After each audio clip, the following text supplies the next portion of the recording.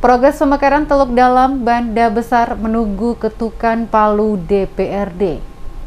Progres pemekaran dua kecamatan baru di Kabupaten Maluku Tengah, yakni Kecamatan Teluk Dalam dan Kecamatan Banda Besar, tinggal menunggu ketukan palu dari DPRD Maluku. Bupati Maluku Tengah Tuasikal Abua menyatakan, rancangan peraturan daerah telah disampaikan pemerintah kabupaten kepada DPRD Maluku Tengah untuk ditindaklanjuti. Bupati Abua berharap polemik seputar pemekaran ini segera disupport oleh DPRD sehingga rakyat mendapatkan kepastian kapan dua kecamatan ini resmi dimekarkan. Dikatakan pemerintah Kabupaten Maluku Tengah serius menuntaskan pemekaran Kecamatan Teluk Dalam dan Kecamatan Banda Besar yang sudah dinanti sekian tahun. Kerajaan peraturan daerah kita sudah sampaikan ke DPR. Bagaimana bisa ditindaklanjuti untuk hanya sekarang kalau pemerintah daerah selesai, hanya tinggal palu dari DPRD saja. Selesai.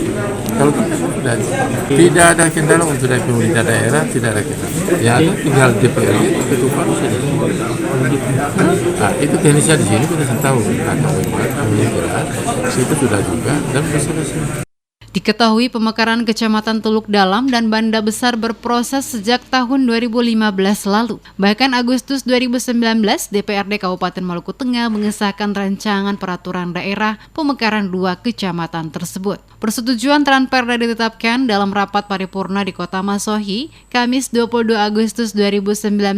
Saat itu Ketua DPRD Ibrahim Ruhunusa, Wakil Ketua DPRD Rudolf Lailosa, Sekretaris Daerah Rakib Sahubawa dan dihadiri organisasi perangkat daerah. Persetujuan itu didahului dengan penyampaian pandangan panitia khusus setelah melakukan telaah dan menyerap aspirasi masyarakat di tahun 2015 lalu. Pansus tentang pembentukan dua wilayah tersebut disetujui seluruh anggota DPRD. DPRD bahkan telah berkonsultasi agar ranperda pemekaran dua kecamatan itu ditetapkan menjadi peraturan daerah.